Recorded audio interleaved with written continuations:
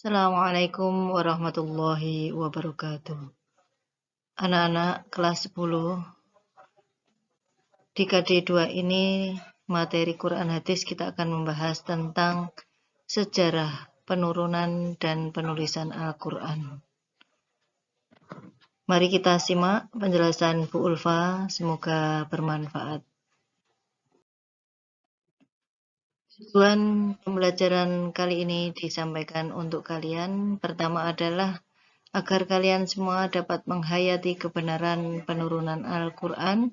Yang kedua, kalian dapat memahami penurunan dan penulisan Al-Quran secara bertahap. Yang ketiga, kalian dapat menganalisa sejarah penurunan Al-Quran, sebagaimana yang dijelaskan dalam peta konsep berikut ini. Al-Quran diturunkan, diajarkan, ditulis. Ini kalian harus semuanya bisa menguasai. Turunnya Al-Quran secara majaz itu ialah dengan cara kehendak Allah untuk memberitahukan dengan cara dan caranya kepada para malaikatnya. Kemudian para malaikat yang ada di Lauhul Mahfuz itu menyampaikan ayat-ayat yang diberikan itu kepada Nabiullah Muhammad SAW. Adapun tata caranya antara ulama satu dengan yang lain berbeda pendapat. Ada yang mengatakan Al-Quran diturunkan di langit dunia atau Baitul Izzah pada malam Lailatul Qadar sekaligus lengkap dari awal sampai akhir. Kemudian, maka dari itu disebut dengan Lailatul Qadar. Di sini secara utuh Al-Quran itu disampaikan kepada malaikat Jibril secara lengkap, tidak ada satupun yang tercecer. Kemudian diturunkan kepada Nabiullah Muhammad SAW secara berangsur-angsur dengan tempo waktu 20 tahun atau 23 tahun atau 25 tahun berdasarkan pada perselisihan yang terjadi tentang berapa lama Nabi bermukim di Makkah sesudah beliau itu diangkat menjadi Rasul. Pendapat ini berpegang pada riwayat At-Tabari. Dari Ibnu Abbas, beliau berkata, diturunkan Al-Quran dalam Lailatul Qadar di bulan Ramadan ke langit dunia atau Baitul Izzah sekaligus semuanya. Kemudian dari sana, yaitu dari langit dunia itu diturunkan sedikit demi sedikit ke dunia sesuai dengan apa yang dibutuhkan Nabiullah Muhammad SAW. Dari segi sanad, riwayat tersebut kurang kuat akan tetapi boleh digunakan. Jadi karena pendapat itu bebas dalam menentukan pendapat satu ulama dengan yang lain. Jadi tidak ada dosa untuk menyampaikan apa pengertian Al-Quran, apa itu wahyu, bagaimana turunnya ulama satu dengan yang lain berbeda pendapat, itu tidak dosa. Karena dalam beristihad, jika benar maka mendapatkan pahala 2, jika salah mendapatkan pahala 1. Tidak ada dosa bagi orang yang beristihad dengan hukum-hukum Allah Subhanahu wa Ta'ala. Yang kedua, Al-Quran itu diturunkan ke langit dunia dalam 20 kali Lailatul Qadar, dalam 20 tahun atau 23 Lailatul Qadar, dalam 23 tahun atau 25 Lailatul Qadar, dalam 25 tahun.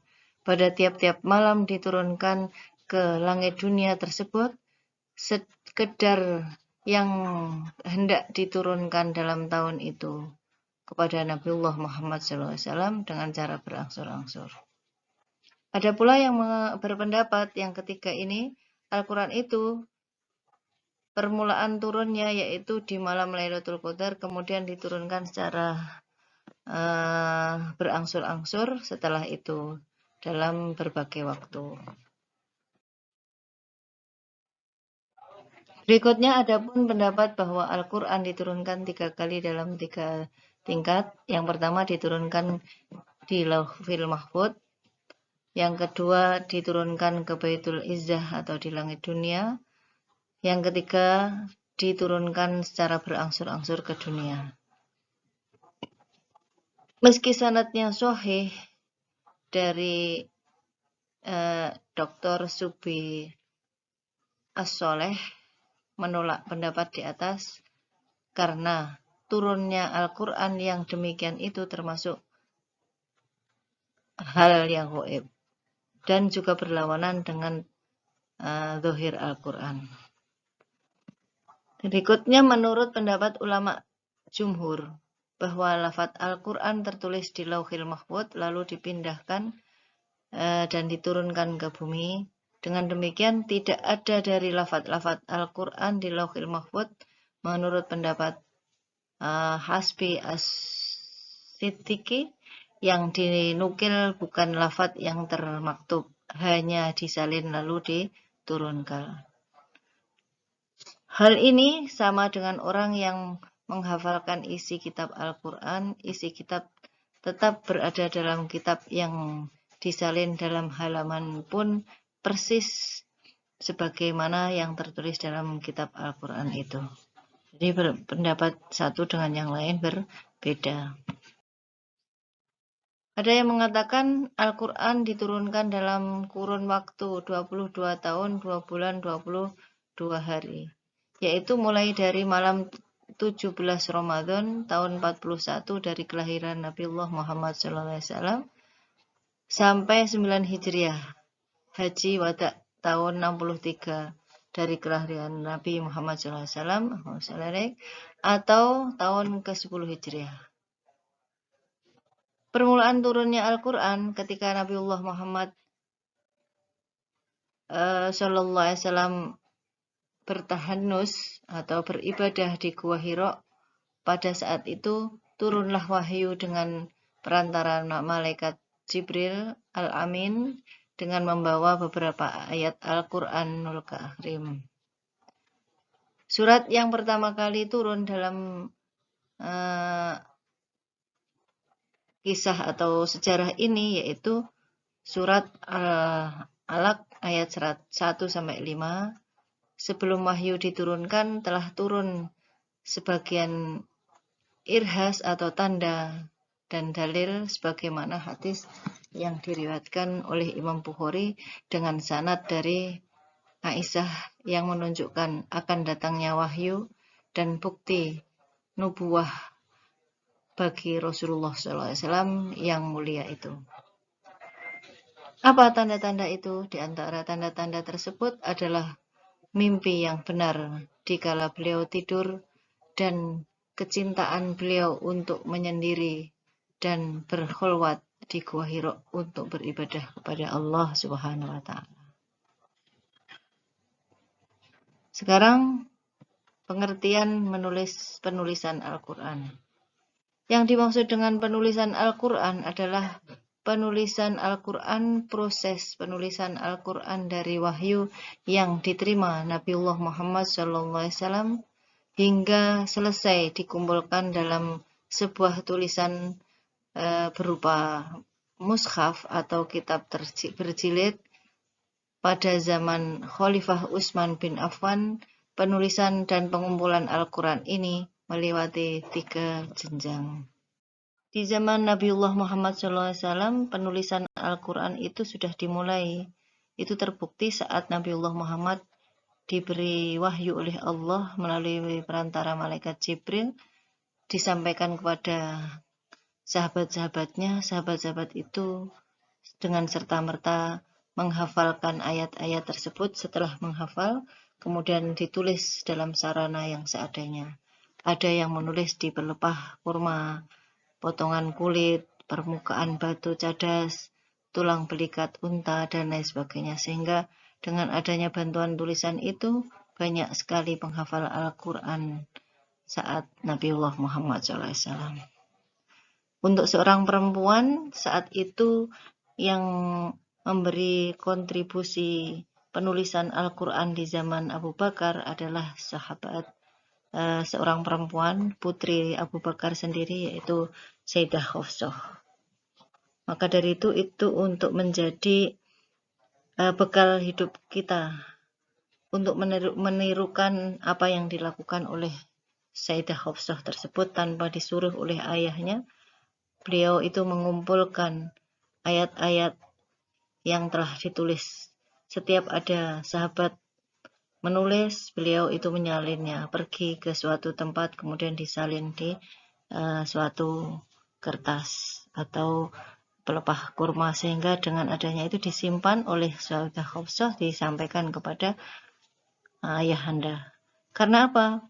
Saat penulisan yang dialami oleh masanya sahabat Abu Bakar ini, banyak sekali para sahabat penghafal Al-Quran telah meninggal dunia. Kalau Sayyidah Hafsah tidak, salah satunya ya, itu Sayyidah Hafsah tidak berkontribusi mengumpulkan ayat-ayat yang telah ditulis para sahabat terdahulu, akan kita semuanya akan tidak akan pernah mengenal apa itu isi Al-Quran. Maka dari itu kita harus benar-benar mengikuti jejak Sayyidah Hafsah tersebut. Di sini penyebabnya penghafal Al-Quran meninggal dunia itu karena peperangan. Contohnya saat itu pada peperangan Yamamah, ada seorang bekas budak yang bernama Salim, itu di mana Rasulullah pernah memerintahkan para sahabat untuk mengambil pelajaran Al-Quran darinya, padahal seorang bekas budak. Beliau memerintahkan untuk mengumpulkan Al-Quran agar tidak hilang, dibantu oleh tadi siapa? Sayyidah Hafsah. Nah, penulisan ini adalah yang melakukan pertama kali usul adalah sahabat Umar bin Khattab, menyampaikan pendapatnya kepada Abu Bakar, sehingga saat itu tidak serta-merta langsung diterima karena ada perdebatan. Rasulullah tidak mengajarkan, jangan-jangan ini suatu bid'ah. Akhirnya dijelaskan, musyawarah dengan baik, akhirnya terjadilah pembukaan Al-Quran yang dimulai di masanya sahabat Abu Bakar tersebut. Zamannya Utsman. Periode ini adalah periode ketiga proses pengumpulan dan penulisan Al-Quran. Banyak sekali catatan-catatan, kumpulan-kumpulan catatan Al-Quran yang berbeda-beda di antara para sahabat. Hal ini dikhawatirkan akan menjadi fitnah, maka Khalifah Utsman bin Affan memerintahkan untuk mengumpulkan mushaf-mushaf tersebut menjadi satu mushaf, sehingga kaum muslimin tidak berbeda bacaan. Kemudian bertengkar atau akhirnya berpecah belah. Itu pendapat sahabat Utsman. Dari berbagai macam kumpulan tulisan tersebut, sehingga dijadikan satu, dibukukan di zamannya sahabat Utsman. Yang lain bisa kalian baca sendiri. Perbedaan pengumpulan atau penulisan Al-Quran di masanya sahabat Abu Bakar dengan sahabat Utsman adalah jika di zamannya Abu Bakar dalam mengumpulkan atau menulis ayat-ayat Al-Quran itu dibentuk dalam satu mushaf agar tujuannya tidak tercecer dan tidak hilang. Namun untuk dialek itu masih banyak sekali dialek sesuai dengan daerah saat pengumpulan ayat itu ditulis.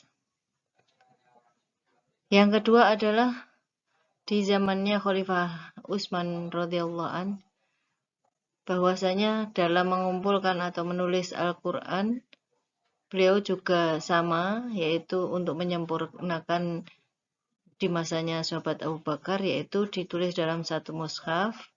Namun yang semula dialeknya itu berbeda-beda, kemudian disatukan dalam satu dialek atau bacaan atau qiraahnya.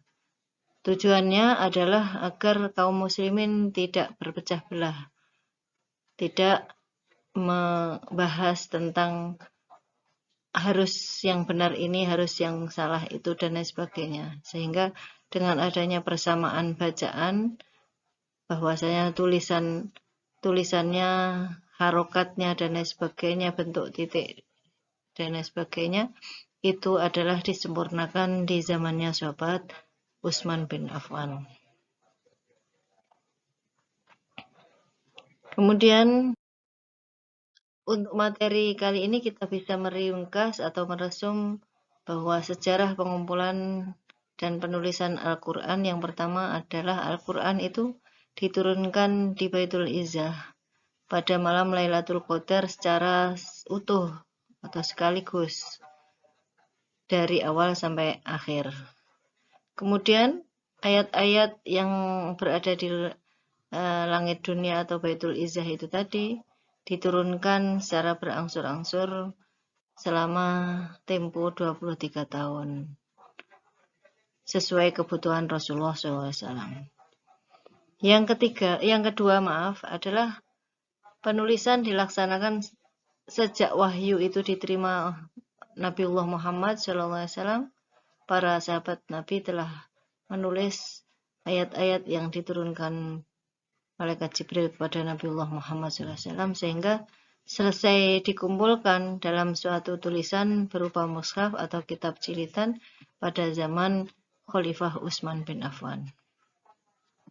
Yang ketiga, alasan mengapa Al-Quran itu dibukukan karena banyaknya para penghafal Al-Quran yang telah gugur di medan perang.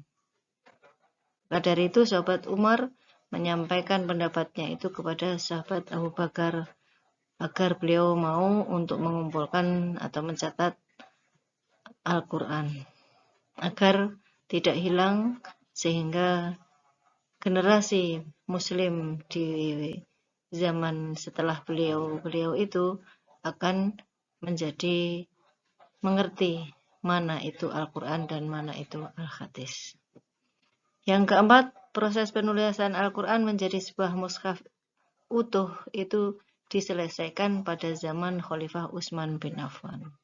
Ini adalah rangkuman dari KD2 materi Quran Hadis kelas 10. Semoga bermanfaat. Barokah masalah fitnah dunia wal akhirah.